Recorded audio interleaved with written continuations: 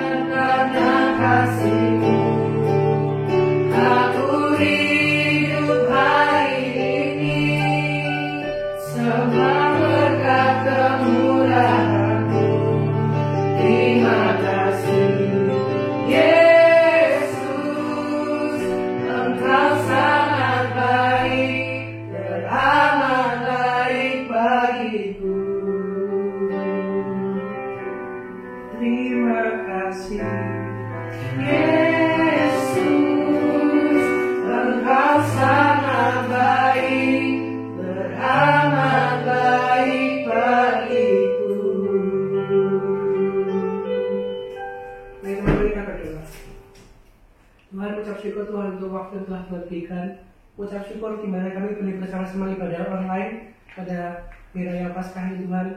Dan ucap syukur kami bisa bersama-sama untuk merayakan Paskah ini Tuhan. Tuhan, kami percaya Tuhan walaupun ibadah kami online, tapi ketika Tuhan tidak dibatasi oleh apapun. Biarlah Tuhan di ibadah ini Tuhan, kami boleh terus merasakan kehadiran Tuhan.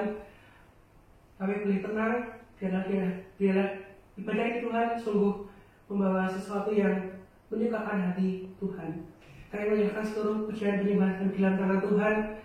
kami menyerahkan segala waktu kami dalam tangan Tuhan. Biarlah ibadah ini menjadi ibadah yang manis di oleh Tuhan. Terima kasih Tuhan. Amin. Teman-teman, kita tahu ya, nanti kita udah merayakan Jumat Agung di mana Tuhan Yesus telah disalib ya untuk menebus dosa-dosa kita. Nah, kita tahu bahwa hanya Tuhanlah satu-satunya penebus kita. Mari kita menyanyikan lagu bersorak-sorai.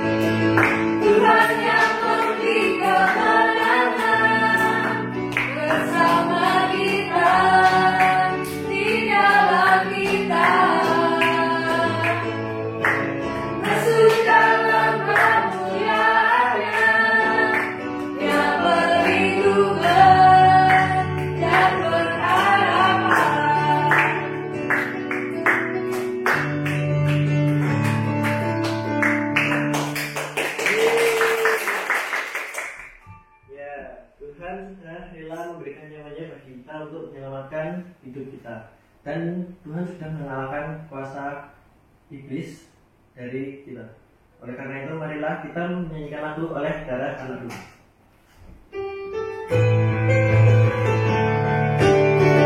Semangat ya di rumah.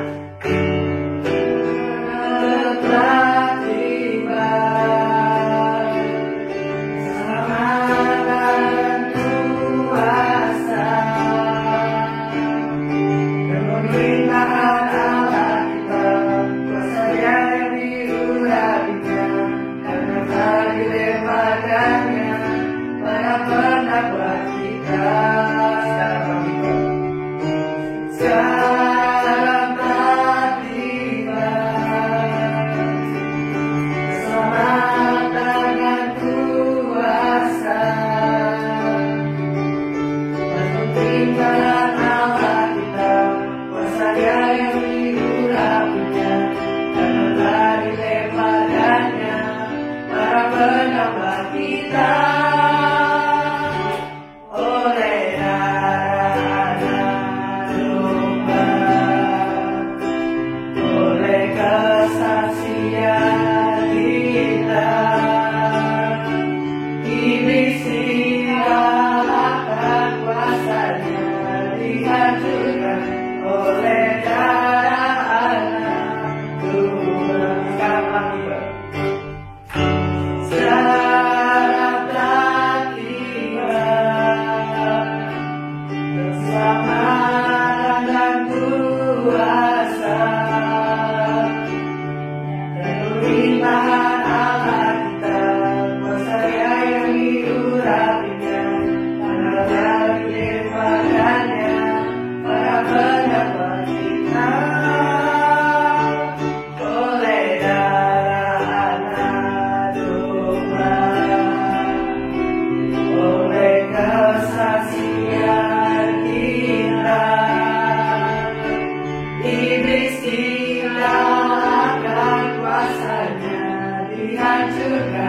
oleh darah anak domba, oleh darah anak domba, oleh darah anak domba, oleh kesaksian kita, iblis dikalahkan, kuasanya dihancurkan oleh darah anak domba. Teman-teman, sekarang tiba saatnya di mana kita saat lagi akan mendengarkan firman Tuhan. Marilah kita bersama-sama mempersiapkan diri kita, mempersiapkan hati kita, mempersiapkan pikiran kita untuk mendengarkan firman Tuhan. Saya ajak teman-teman bersama-sama untuk bersaat teduh. Kita akan menyanyikan lagu Percaya Janjimu.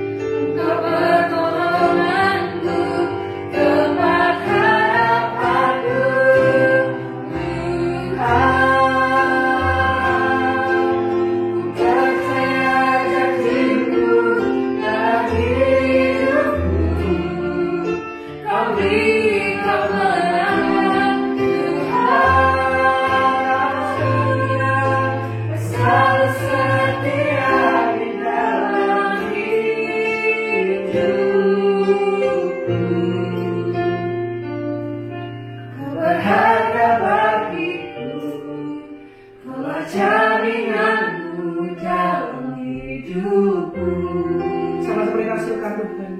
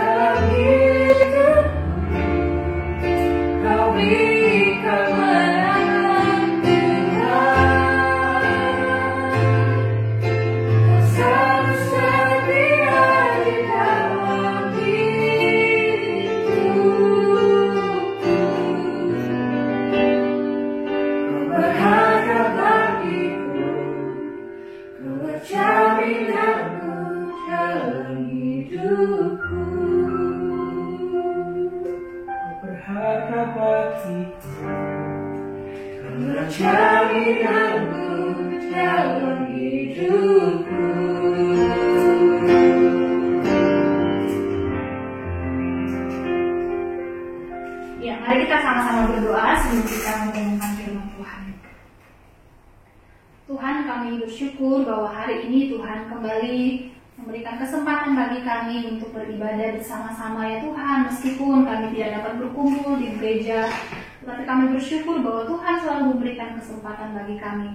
Dimanapun Tuhan, kami yang di sini, juga teman-teman yang di rumah, Tuhan akan tolong kami.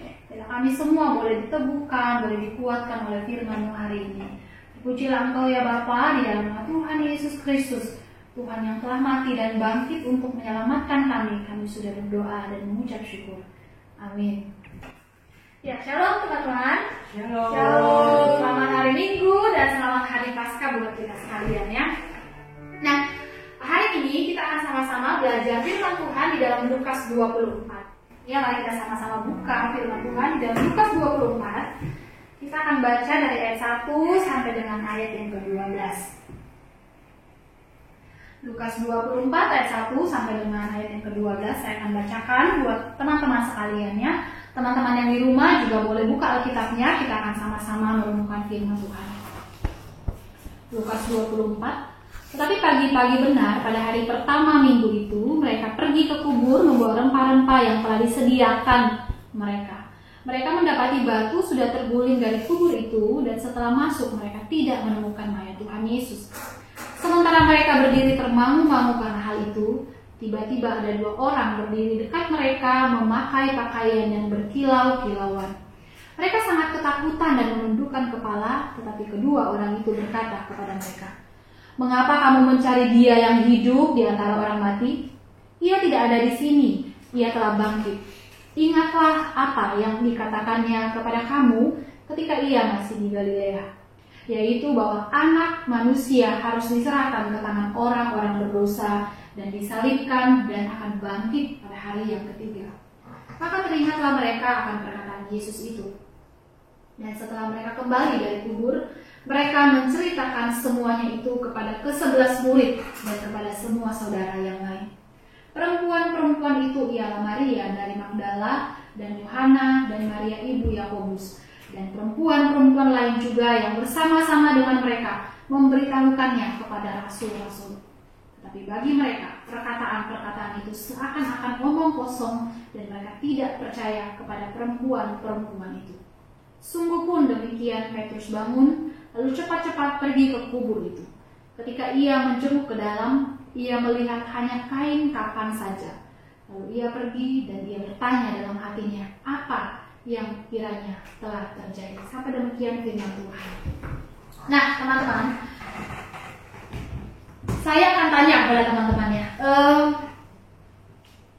pernah merasa bahagia? Pernah? Pernah ya. Boleh gak diceritakan apa yang membuat Yohana itu bahagia?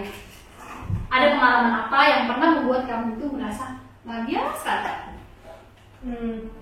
Dulu waktu USBN agama itu benar-benar waktu ngisi Isa itu benar-benar lupa.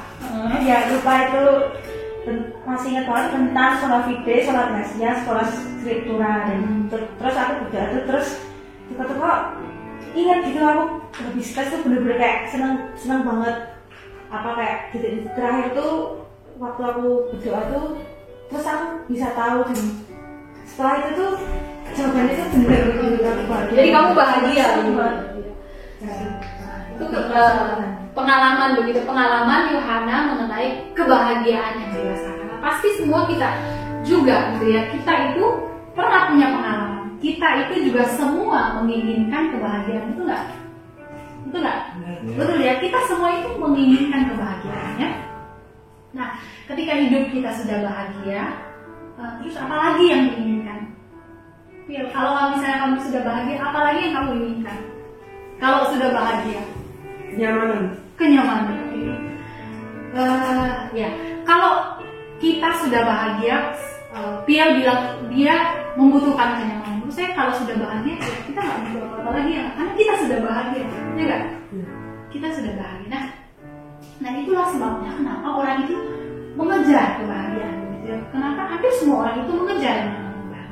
Nah tetapi teman-teman sayang sekali ya, kadang-kadang kebahagiaan itu sering sekali hanya dibatasi, dipahami sebatas rasa puas begitu ya, karena keinginan kita terpenuhi. Misalnya kita pengen punya sesuatu, punya HP yang baru, kita dapat itu kita bahagia gitu ya. Kita punya laptop baru, kita dapat itu kita bahagia. Atau pengen jalan-jalan misalnya, setelah COVID-19 ini kita pengen jalan-jalan kemana, setelah itu kita pasti bahagia itu. Atau bahagia itu karena kita punya pacar, dia ini dapat pacar terus dia bahagia gitu, dia gak jomblo lagi gitu. Nah dan lain sebagainya, masih banyak contoh-contoh. Nah, ada juga orang-orang yang melihat bahwa kita bahagia itu ketika kita gak ada masalah gitu ya. Kita bahagia ketika kita itu nggak mengalami kegagalan ya. Nah jadi kadang kita manusia itu hanya memahami bahagia itu ketika keinginan hati kita itu terpenuhi ya, kepuasan dari diri kita itu terpenuhi. Jadi kadang-kadang kita memahami bahagia sebatas itu. Nah ketika kita punya sesuatu yang sudah lama, misalnya tadi punya handphone baru, terus sudah 2 minggu, 3 minggu, itu rasa bahagia itu mulai menghilang ya. Ya lama-kelamaan mulai menghilang begitu ya. Sudah 1 bulan mulai menghilang begitu ya. Ketika sudah pacaran lama, awalnya bahagia, 1 tahun, 2 tahun udah mulai menghilang, gak terlalu bahagia begitu ya. Nah, pada berbeda dengan kebahagiaan yang kita rasakan pada saat kita pertama kali mempunyai hal itu atau memiliki apa yang kita inginkan itu terpenuhi, kebahagiaannya itu beda begitu ya. Nah, tapi teman-teman tentu tidak salah begitu ya. Tidak salah ketika kita itu berbahagia dengan apa yang kita punya. Tidak salah ketika Yohana bisa menjawab pertanyaan dan itu benar dan itu bahagia. Tidak salah ketika Phil mengalami sesuatu atau mendapatkan sesuatu terus kemudian dia bersyukur, dia bahagia, itu tidak salah. Nah, tapi teman-teman, saya ingin mengajak kita semua memikirkan satu hal, yaitu kebahagiaan kita sebagai anak-anak Tuhan, kebahagiaan kita sebagai pengikut Yesus. Nah, bacaan tadi itu menceritakan ya bahwa perempuan-perempuan itu mempersiapkan rempah-rempah untuk ke kubur, untuk merempah-rempahi begitu ya mayat Yesus yang sedang terbaring itu. Nah, tujuannya untuk apa, teman-teman? Ada penafsir yang mengatakan bahwa ini bertujuan supaya mengurangi bau dari orang yang sudah mati begitu ya. Jadi para perempuan itu mempersiapkan ya, berniat untuk menaburkan rempah, berniat untuk memberikan wangi-wangian di sekitar mayat Yesus. Tetapi yang terjadi adalah ketika mereka tiba di kubur itu, mereka itu terkejut. Kenapa? Karena batu yang menutupi pintu kubur itu sudah terguling. Itu mereka terkejut. Lalu kemudian yang lebih mengejutkan lagi adalah ketika mereka tahu bahwa ternyata mayat Yesus itu sudah tidak ada di situ. Nah, belum selesai, tiba-tiba ada orang yang berdiri di dekat mereka. Ya, orang yang memakai pakaian putih, dan murid-murid Yesus itu ketakutan. Nah, kita mencatat bahwa mereka itu ketakutan. Nah, tapi yang menarik, dua orang itu berkata kepada Yesus, "Mengapa kamu mencari Dia yang hidup di antara orang mati?" Yang hidup ini siapa? Yang hidup itu Yesus yang dimaksud. Ia tidak ada di sini. Ia telah bangkit. Teman-teman, kematian dan kebangkitan Yesus seharusnya menjadi sukacita bagi kita. Seharusnya menjadi satu kebahagiaan yang kita miliki yang tidak pernah pudar. Karena kenapa? Karena kebangkitan Yesus itu menjadi jaminan bagi saya dan teman-teman ketika kita masih di dunia ini. Tidak hanya ketika kita masih di dunia ini, tetapi jaminan juga bahwa kita itu punya keselamatan, jaminan di dalam Yesus Kristus itu. Nah, teman-teman, kita semua setuju bahwa Yesus mati karena Dia mengasihi saya dan teman-teman, begitu ya. Dan Dia mau menebus saya dan teman-teman yang sudah berdosa. Dan kebangkitannya itu membuktikan bahwa Dia juga adalah Allah yang berkuasa atas semua hal termasuk maut sekalipun, dan Dia bangkit dari antara mati. Nah, teman-teman, iman kita itu didasarkan pada kebangkitan Yesus. Kalau Yesus tidak bangkit, maka sia-sia kita percaya pada Yesus. Ya, Paulus itu di dalam 1 Korintus 15 mengatakan, jika Kristus tidak dibangkitkan, maka sia-sialah iman kita. Kita adalah orang paling malang. Kenapa? Karena kalau Yesus tidak bangkit dari antara mati, artinya kita itu ikut Yesus tuh gak ada hasilnya begitu. Kalau Yesus tuh gak bangkit dari antara mati. Jadi kalau misalnya Tuhan kita pun Tuhan yang mati selama-lamanya, ya apa bedanya dengan agama-agama lain. Tetapi kita bersyukur bahwa Tuhan kita adalah Tuhan yang bangkit, yang mengalahkan maut untuk menyelamatkan kita. Tuhan yang kita percayai, Kristus yang kita percayai, Kristus yang bangkit dari kematian. Dia akan mengalahkan maut, maka kita memiliki pengharapan di dalam Dia. Karena Kristus juga bangkit, maka Paulus mengatakan bahwa pemberitaanku tidak sia-sia. Teman-teman, karena kematian dan kebangkitannya lah yang telah memperdamaikan saya dan teman-teman dengan Allah. Murka Allah itu ditanggungkan kepadanya supaya saya dan teman-teman itu beroleh selamat. Ya, dosa kita diampuni dan memiliki kehidupan yang baru di dalam Tuhan. Teman-teman, Yesus yang sudah bangkit untuk menyelamatkan kita adalah Yesus yang juga memberikan pengharapan. Selain Dia memberikan sukacita, kebahagiaan kepada kita, Dia juga adalah pengharapan kita. Dan iman kita kepada Kristus yang telah bangkit itu seharusnya terwujud di dalam kehidupan kita, seharusnya terwujud di dalam tingkah laku kita, lewat pergaulan kita, di sekolah, di rumah, di kampus, atau dimanapun, atau apapun yang kita lakukan di dalam dunia ini. Ya, seharusnya iman itu menolong kita untuk mewujudkan kehidupan yang sungguh-sungguh di dalam Tuhan. Sebagai orang-orang yang ditebus oleh Kristus. Ketika kebangkitan Tuhan Yesus itu menjadi fondasi iman kita, seharusnya itu juga menolong kita untuk menyampaikan ya kepada dunia bahwa Kristus yang kita percayai adalah Kristus yang bangkit dari antara orang mati. Kristus yang memberikan pengharapan, Kristus yang memberikan kebahagiaan yang sejati. Teman-temannya, mungkin hal-hal di sekitar kita bisa memberikan kita kebahagiaan yang sesaat gitu ya, tetapi hanya di dalam Yesuslah ada kebahagiaan yang sejati, pengharapan yang sejati. Dan karena Dia bangkit, itu juga mendeklarasikan bahwa Dia adalah Allah yang hidup. Nah teman-teman, jadi ketika kita percaya bahwa Tuhan Yesus itu bangkit dari antara orang mati, seharusnya kepercayaan itu dan keyakinan itu diikuti sebuah respon ya, sebuah tindakan dari kita sebagai anak-anak Tuhan. Apa itu? Yaitu sebuah respon dari kita sebagai tanggung jawab kita, yaitu dengan memberitakan kebangkitan Yesus. Lewat apa? Lewat cara hidup kita, lewat tingkah laku kita, dan kehidupan sehari-hari. Teman-teman, tugas kita sebagai anak-anak Tuhan adalah menyampaikan kabar sukacita itu kepada dunia. Bahwa kita punya Tuhan yang hidup.